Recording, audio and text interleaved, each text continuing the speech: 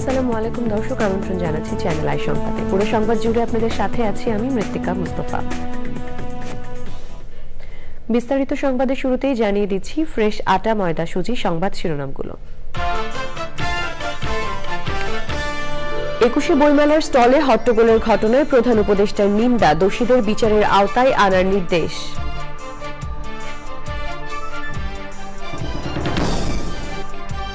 ডিসেম্বরে নির্বাচনের আশ্বাস পাওয়া গেছে, প্রধান উপদেষ্টার সঙ্গে বৈঠক শেষে জানালেন বিএনপি মহাসচিব। দিনক্ষণ সবাই জানতে পারবেন বললেন প্রেস সচিব।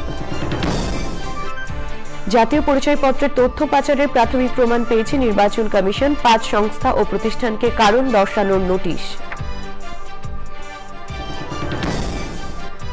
দেশে প্রতি হাজারে 8 জন মৃগী রোগে আক্রান্ত, নিয়মিত চিকিৎসায় 90% ক্ষেত্রে রোগ নিয়ন্ত্রণে রাখা সম্ভব বলছেন বিশেষজ্ঞরা। এবং শেষ হলো চ্যানেল আই মিউজিক অ্যাওয়ার্ডসের মূল্যায়ন পর্ব, বাছাই কাজে দেশের সঙ্গীত ও সাংস্কৃতিক অঙ্গনের বিশিষ্ট জনেরা।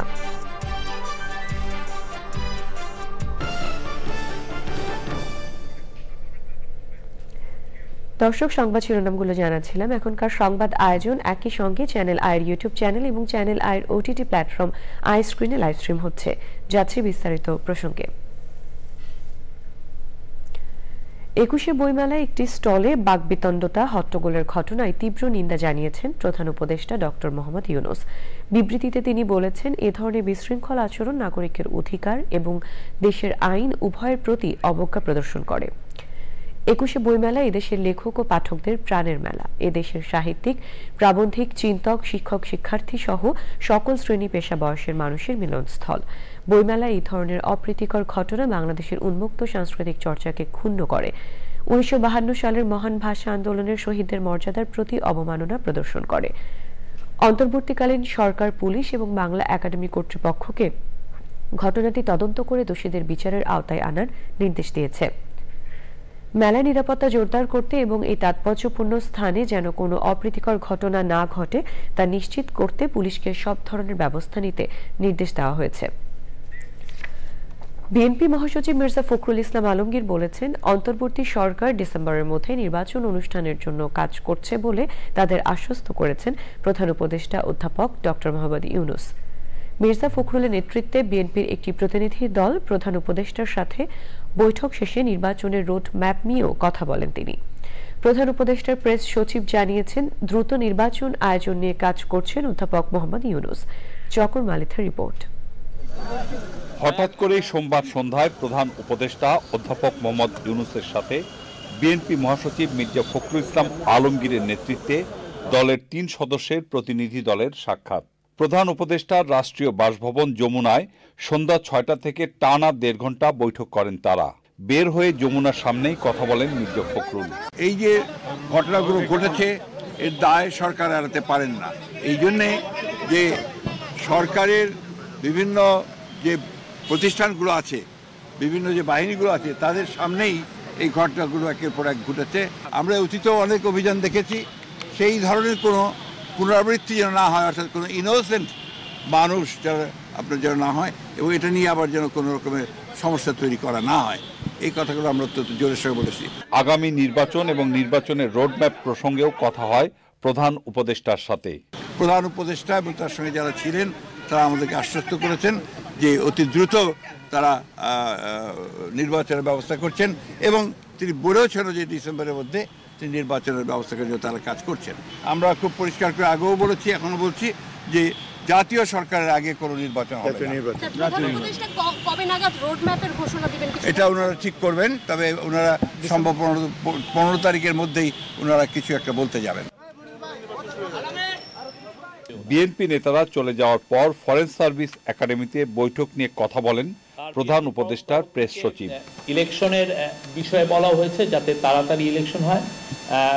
প্রফেসর ইউনূস বলেছেন যে পুরো কনসেনসাস কমিশনের কাজটাই হবে এই বিষয় নিয়ে তাড়াতাড়ি কাজ করা। 15 ফেব্রুয়ারি এই কনসেনসাস কমিশনের সাথে পলিটিক্যাল পার্টিগুলোর মিটিং হবে। বৈঠকে প্রধান উপদেষ্টা ছাড়াও উপদেষ্টা সালেউদ্দিন আহমেদ, ডক্টর আসিফ নজরুল, আদিলুর রহমান আর বিএনপির পক্ষে মহাসচিব ছাড়াও স্থায়ী কমিটির সদস্য সালাউদ্দিন আহমেদ, অবসরপ্রাপ্ত মেজর হাফিজউদ্দিন আহমেদ উপস্থিত ছিলেন। চকর মালিথা, চ্যানেল আই, ঢাকা।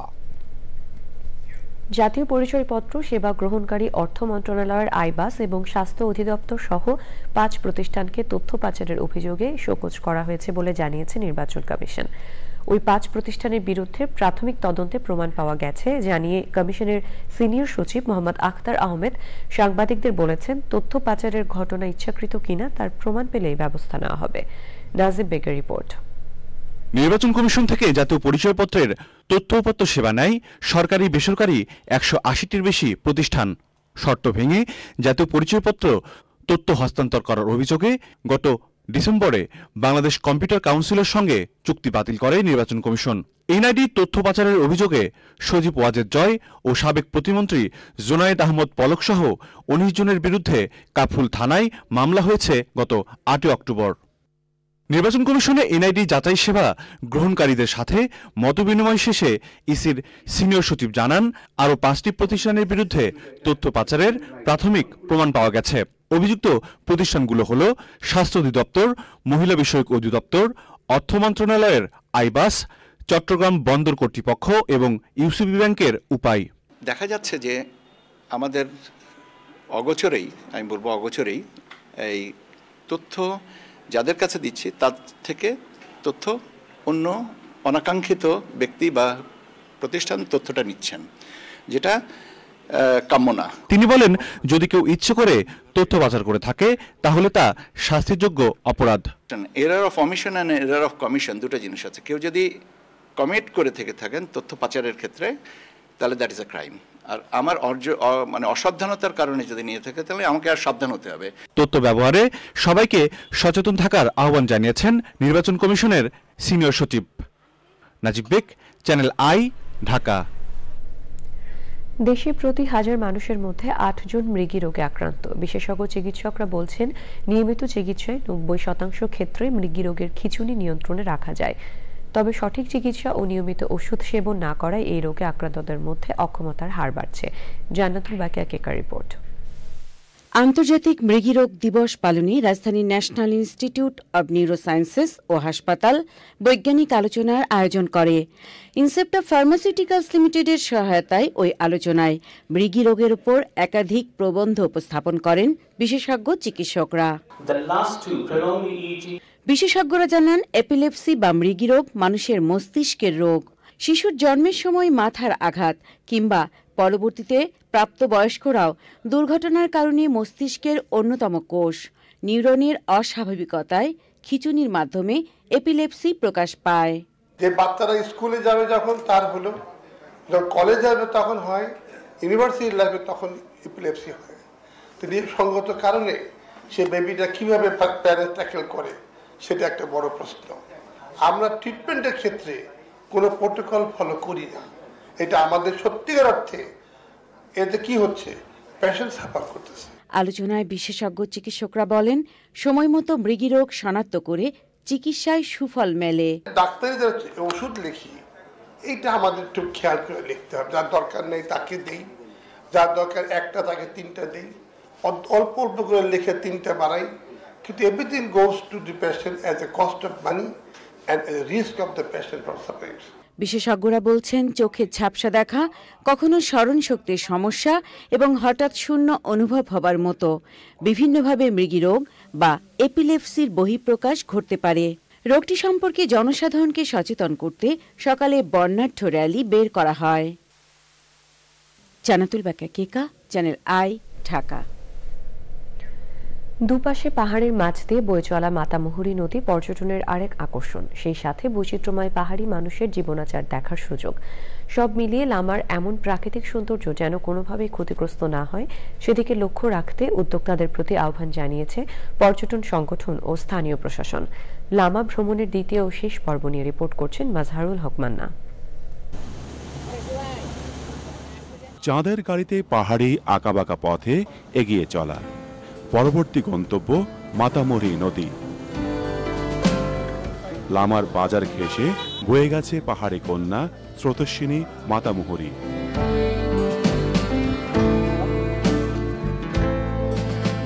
নৌকায় স্বচ্ছ জলে এগিয়ে চলেন পর্যটকরা।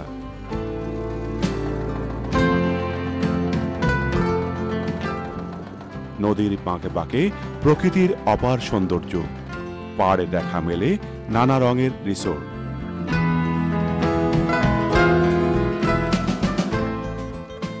এই নদীর উৎপত্তি বান্দরবানের লামার মাইবার পর্বত থেকে। প্রকৃতিকে ঠিক রেখে লামার সম্ভাবনাময় পর্যটন শিল্প যেন গড়ে ওঠে এক আলোচনায় সে কথা জানালো পর্যটন সংগঠন ও স্থানীয় প্রশাসন। একটি পর্যটন সংগঠন হওয়ার জন্য যে উপাদানগুলো দরকার, তার এক নাম্বার উপাদান হলো আকর্ষণ, যেটা লামাতে বিদ্যমান। লামার এই পাহাড়গুলো কিন্তু প্রচুর পাহাড়, কিন্তু সেভাবে সবুজ নয়। এখানে বনায়নের মাধ্যমে সবুজ করা যেতে পারে। লামা জায়গাটা ভৌগোলিকভাবে এমন একটা অবস্থানে যেখানে কমিউনিকেশন ভালো, যেখান থেকে খুব কাছে কক্সবাজার, এবং চাইলে আলীকদম গাইডদের মাধ্যমে ঘুরে আসা যায়। আবার লামার নিজস্ব যে সম্ভাবনা সেটা অপার। লামায় বসবাসরত পাহাড়ি জনগোষ্ঠীর ভিন্ন ধারার জীবনাচার দেখার সুযোগ মেলে পর্যটকদের। মারমাপাড়া গিয়েও কাটল কিছুটা সময়। মাছুরক মান্না, চ্যানেল আই, বান্দরবান। সঙ্গীতের সব শাখায় সেরা শিল্পীদের তুলে আনতে আবারও আসছে চ্যানেল আই মিউজিক অ্যাওয়ার্ডস। দক্ষিণ পূর্ব এশিয়ার সঙ্গীতের সবচেয়ে বড় এই অ্যাওয়ার্ড অনুষ্ঠানের মূল্যায়ন পর্ব শেষ হয়েছে। বিচার কাজে ছিলেন দেশের সঙ্গীত ও সংস্কৃতি অঙ্গনের বিশিষ্টজনেরা। পরাগ আজমের রিপোর্ট। সুর ও সঙ্গীতের উৎকর্ষ সাধন ও সুস্থধারার সঙ্গীতকে এগিয়ে নিতে 2004 সালে শুরু হয় চ্যানেল আই মিউজিক অ্যাওয়ার্ডস। পরে এই আয়োজন পরিচিতি পায় দক্ষিণ পূর্ব এশিয়ার সঙ্গীতের সবচেয়ে বড় অ্যাওয়ার্ড শো হিসেবে। 19তম আসরের জন্য জমা হওয়া সেরা গানগুলো বাছাই করতে 6 ফেব্রুয়ারি শুরু হয় বাছাই প্রক্রিয়া। সত্যি আশার আলো জাগে যখন এত সুন্দর সুন্দর কণ্ঠ আসছে এবং তারা অত্যন্ত মনোযোগী হয়ে এই গানগুলো রেকর্ড করে তবে পাঠাচ্ছেন। এই উপমহাদেশে এত বড় আয়োজন আর হয়েছে কিনা আমার জানা নেই। শুধুমাত্র একটি ধারায় নয়, সঙ্গীতের সকল ধারায় নতুন আগমনের বার্তা, আর এর সাথে আমরা জড়িত আছি। বিশেষ করে আমি আমার আনন্দকে সবার সামনে বেটে দিতে চাই, সকলেই যাতে এর সাথে মিলিত হয়ে এ আনন্দকে ভাগ করে নিতে পারি। এ পর্যন্ত যা শুনলাম সত্যি আশা জাগানোর মতো।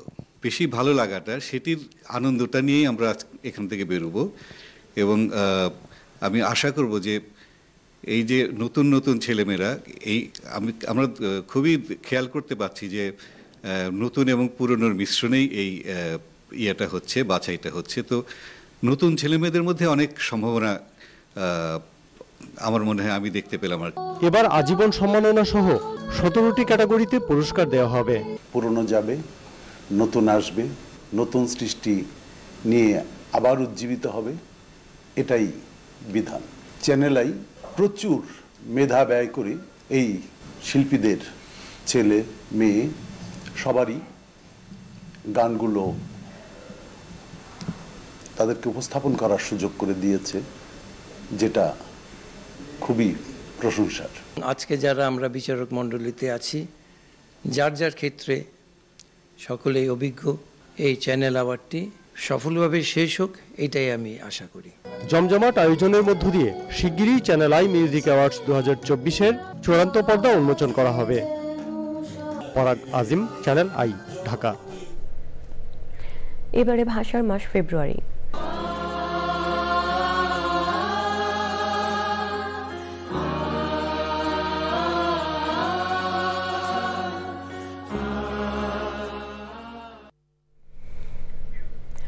মায়ের ভাষার জন্য ছাত্ররা বুকের রক্ত দেবার পর 1952 সালের 23 ফেব্রুয়ারি শহীদদের স্মরণে মেডিকেল শিক্ষার্থীরা তৈরি করেছিলেন স্মৃতিস্তম্ভ।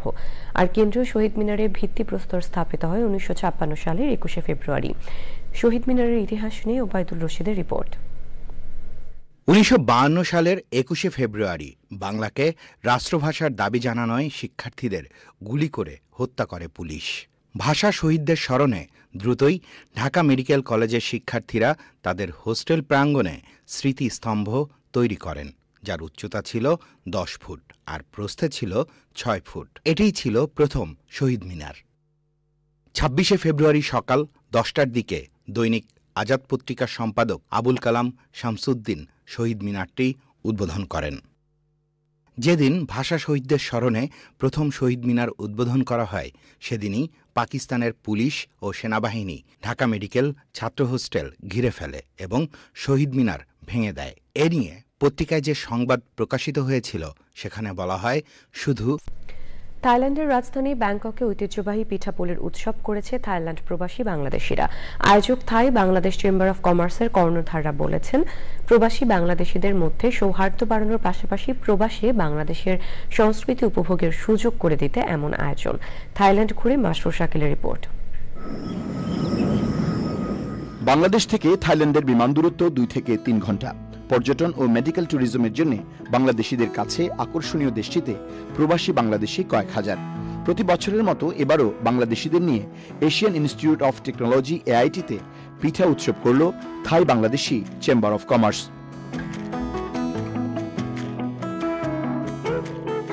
এআইটিতে করলে একটু গ্র্যান্ড ভাবে করা যায়, বলা যায় এটা গ্র্যান্ড পিঠা অনুষ্ঠান। তো এই জন্যই খুব বড় করে বড় পরিসরে, উদ্দেশ্য কিছু, উদ্দেশ্য হলো ফান গ্যাদারিং, সবার সাথে দেখা সাক্ষাৎ, জানাশোনা।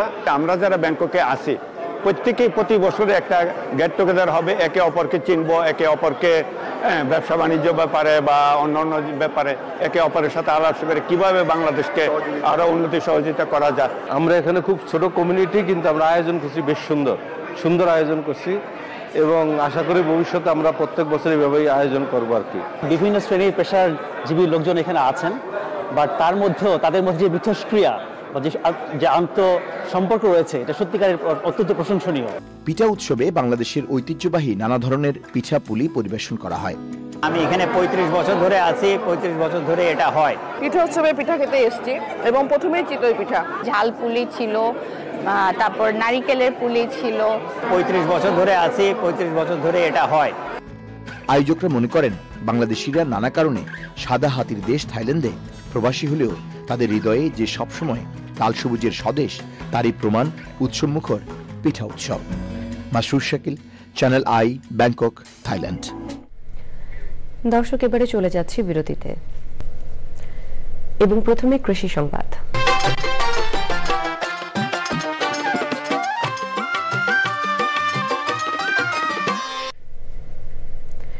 অনুকূল আবহাওয়ায় গাইবান্ধায় সরিষার ফলন ভালো হয়েছে। আমন ও বোরো আবাদের মাঝামাঝি সময়ে 60 দিনের মধ্যেই বাড়তি ফসল হিসেবে স্বল্পমেয়াদী সরিষা চাষ করছেন কৃষক। এতে ভোজ্য তেলের ঘাটতি পূরণের পাশাপাশি আর্থিকভাবেও লাভবান হচ্ছেন তারা। গাইবান্ধা প্রতিনিধি ফারুক হোসেনের পাঠানো তথ্য, ভিডিও চিত্রে আল মুকসিদের রিপোর্ট। গাইবান্ধায় চলতি মৌসুমে বাড়ি 14, 15, 17 ও 18 এবং বিনা 4, 5, 9 জাতের সরিষা চাষ করা হয়েছে। অনুকূল আবহাওয়ায় সরিষার ফলন বেশ ভালো হয়েছে। তবে জমির পরিমাণ কম থাকায় এবছর জেলায় 18,215 হেক্টর জমিতে সরিষা চাষের লক্ষ্যমাত্রা থাকলেও চাষ হয়েছে 16,554 হেক্টর জমিতে। আমাদের এই অঞ্চলের সরিষাটা খুবই ভালো, এটা ধান কাটার পরই আবারটা খুব ভালো হয় আর কি। আবহাওয়া মোটামুটি ভালো আছে, সরিষার ফসলও ভালো হয়েছে, আর সরিষা এবার বাজারও ইনশাআল্লাহ ভালো থাকবে। সরিষা চাষে খরচ কম হওয়ায় একে লাভজনক ফসল বলছেন কৃষক। সরিষা চাষের মাধ্যমে যে সারগুলো আমরা দিই, এটা মাটিটা আমি মনে করি এটা উর্বর হয়ে থাকে, তৈরি হয়ে থাকে অর্ধেক। পরে একটু পানি দিয়ে 2 চাষ দিলে দেখা যাবে যে জমি ইরি গাড়ার মতো অবস্থা হয়ে গেছে। আমনের মাঝখানে ফসলটা লাভজনক আর ফসলটা ভালো।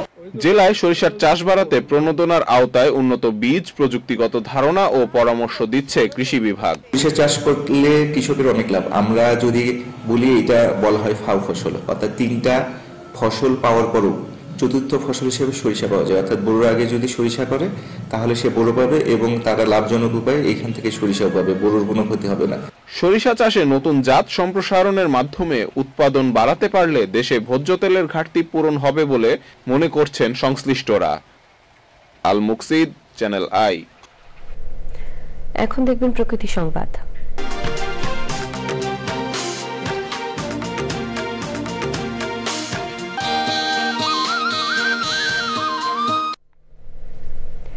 তারুণ্যের শক্তি, উদ্যম এবং উদ্যোগী চেতনাকে কাজে লাগিয়ে পরিবেশ বান্ধব টেকসই দেশ বিনির্মাণে শরীয়তপুরে চলছে সপ্তাহব্যাপী ব্যতিক্রমী উদ্যোক্তা মেলা। পরিবেশ বান্ধব জীবনাচারের ধারণা দিতে বিচিত্র খাবার ও বিভিন্ন পণ্যের পসরা সাজিয়ে বসেছেন তরুণরা।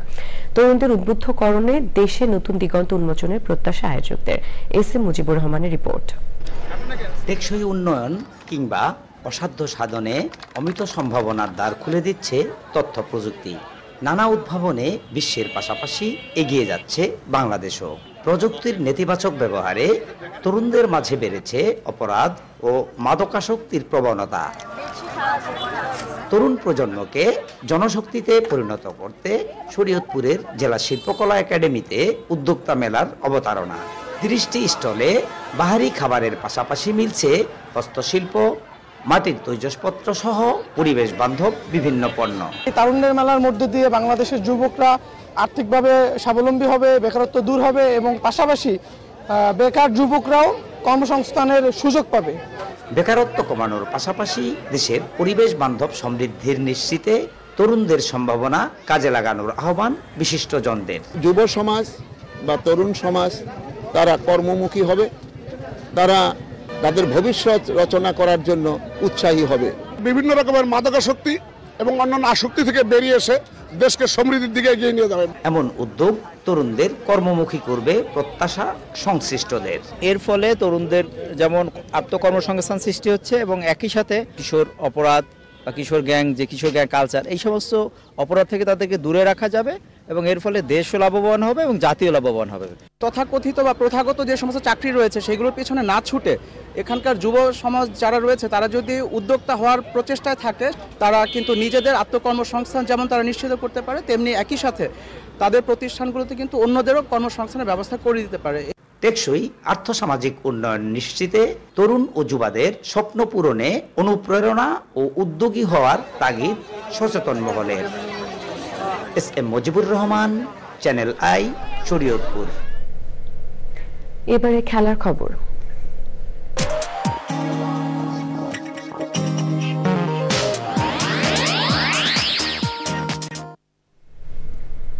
প্রস্তুতি এবং অনুশীলন এই দুইয়ের ঘাটতি নিয়ে আইসিসি চ্যাম্পিয়ন্স ট্রফিতে অংশ নিতে যাচ্ছে বাংলাদেশ ক্রিকেট দল। 50 ওভারের বৈশ্বিক আসরের আগে টি-20 পিপিএল কখনো আদর্শ প্রস্তুতি হতে পারে না, জানিয়েছেন টাইগারদের হেড কোচ ফিল সিমন্স। মিরপুরের হোম অফ ক্রিকেটে টাইগারদের প্রস্তুতি নিয়ে আরও জানাচ্ছেন আদিল আহমেদ শান। আইসিসি চ্যাম্পিয়ন্স ট্রফিকে সামনে রেখে মিরপুরের হোম অফ ক্রিকেটে চলছে বাংলাদেশ ক্রিকেট দলের প্রস্তুতি। বিপিএল এর ব্যস্ততা শেষে চ্যাম্পিয়ন দল সহ তারকা ক্রিকেটারদের দুপুরের অনুশীলনে দেখা যায়নি এদিনও। 50 ওভারের চ্যাম্পিয়ন্স ট্রফির আগে পাকিস্তান, নিউজিল্যান্ড, সাউথ আফ্রিকা খেলছে ত্রিদেশীয় সিরিজ। নিজেদের মাটিতে ইংল্যান্ডের বিপক্ষে ভারতও ওয়ানডে সিরিজ দিয়ে সারছে প্রস্তুতি। সেখানে বাংলাদেশ সবশেষ আন্তর্জাতিক ওয়ানডে খেলেছে আরও 2 মাস আগে ওয়েস্ট ইন্ডিজে। তাই টি-20 বিপিএলকে আদর্শ প্রস্তুতি মানছেন না টাইগারদের হেড কোচ। আমি একমত, চ্যাম্পিয়ন্স ট্রফির আগে টি-20 বিপিএল আমাদের আদর্শ প্রস্তুতি নয়। তবে সাদা বলের ক্রিকেটের কথা বললে স্কিলের দিক থেকে তারা শার্প, কেবল মানসিকতাটা ওয়ানডের জন্য পরিবর্তন করতে হবে। সৌম্য, জাকির, মুস্তাফিজরা ফিল সিমন্সের ক্লাসে থাকলেও শান্ত, মুশফিক, মাহমুদুল্লাহ, মিরাজের মতো তারকাদের অনুশীলনে দেখা যায়নি। চ্যাম্পিয়ন্স ট্রফিতে সাকিব, লিটনদের এই ক্যারিবিয়ান কোচ মিস করলেও বিশ্বাস রাখেন বাংলাদেশের সক্ষমতা রয়েছে শিরোপা জেতার। বাংলাদেশ চ্যাম্পিয়ন হবে না এটা বিশ্বাস করলে আমি কখনো এখানে থাকতাম না। লোকাল কোচদের সঙ্গে ভালো সময় কাটাচ্ছি। সালাউদ্দিন তো গ্রেট, ক্রিকেটারদের উন্নতির জন্য প্রতিটা সময় ভিন্ন ভিন্ন চিন্তা করে। 12 ফেব্রুয়ারি রাতে দুবাইয়ের উদ্দেশ্যে ঢাকা ছাড়বে বাংলাদেশ। টুর্নামেন্ট শুরুর আগে বাকি প্রস্তুতির জন্য সপ্তাহখানিক সেখানেই অনুশীলন করবে team Tigers. Adil Ahmed Shan, channel I, Dhaka. ভারতের বিপক্ষে ম্যাচ জিততে পারলে বাংলাদেশের চ্যাম্পিয়ন্স ট্রফির সেমিফাইনাল খেলার সুযোগ তৈরি হবে বলে মনে করেন জাতীয় দলের ক্রিকেটার মেহেদী হাসান মিরাজ। চ্যানেল আইকে দেওয়া একান্ত সাক্ষাৎকারে টাইগার কোচ ফিল সিমন্সের মন্তব্যের বিষয়ে মিরাজ বলেন, সবাই সেরাটা দিতে পারলে কম প্র্যাকটিসেও বড় সমস্যা হবে না। রিয়াজ ইসলামের রিপোর্ট। চ্যানেল আইয়ের রন্ধন বিষয়ে জনপ্রিয় অনুষ্ঠান ভীম মনোহর ইফতারে অংশ নিতে চ্যানেল আইয়ে আসেন জাতীয় দলের তারকা ক্রিকেটার মেহেদী হাসান মিরাজ। চ্যানেল আইয়ের সাথে কথা বলেন বিপিএল ও চ্যাম্পিয়ন্স ট্রফি নিয়ে। ওভারঅল ভালোই হয়েছে, যদি ফাইনাল খেলতে পারতাম তাহলে আরো বেশি ভালো লাগতো। ভালো প্রস্তুতি শুরু হচ্ছে, অলরেডি 2-3 দিন আমরা প্র্যাকটিস করেছি এবং আশা করি যে আরও যেহেতু 2-3 দিন সময় আছে এর ভিতরে সবাই একত্রে খুব ভালো একটা প্র্যাকটিস সেশন কাটাবো।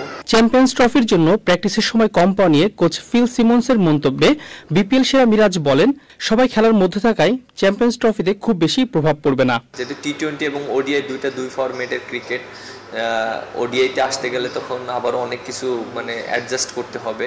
সো হয়তো ওই অ্যাঙ্গেলে সে কথাটা বলেছে।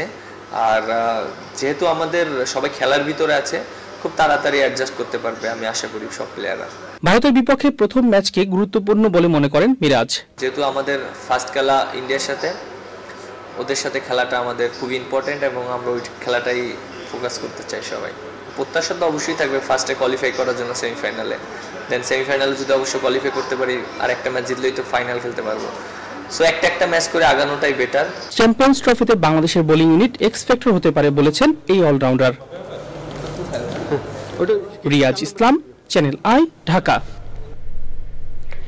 সবশেষে ফ্রেশ আটা ময়দা সূচি সংবাদ শিরোনামগুলো জানিয়ে দিচ্ছি আরও একবার। 21শে বইমেলার স্টলে হট্টগোলের ঘটনায় প্রধান উপদেষ্টার নিন্দা, দোষীদের বিচারের আওতায় আনার নির্দেশ।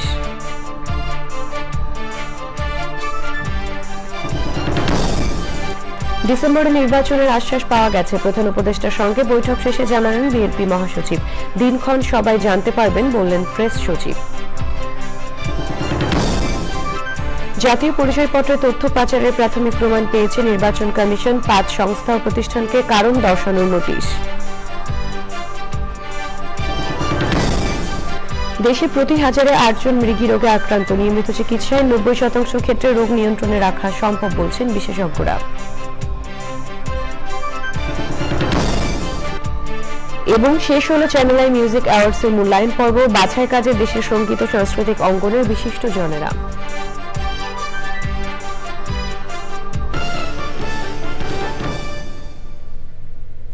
চ্যানেল আই এর সর্বশেষ সংবাদ জানতে ভিজিট করুন channelionline.com এবং যুক্ত থাকুন আমাদের সোশ্যাল মিডিয়া প্ল্যাটফর্মগুলোর সাথে। এই ছিল এখনকার সংবাদ, সবাইকে সাথে থাকার জন্য ধন্যবাদ।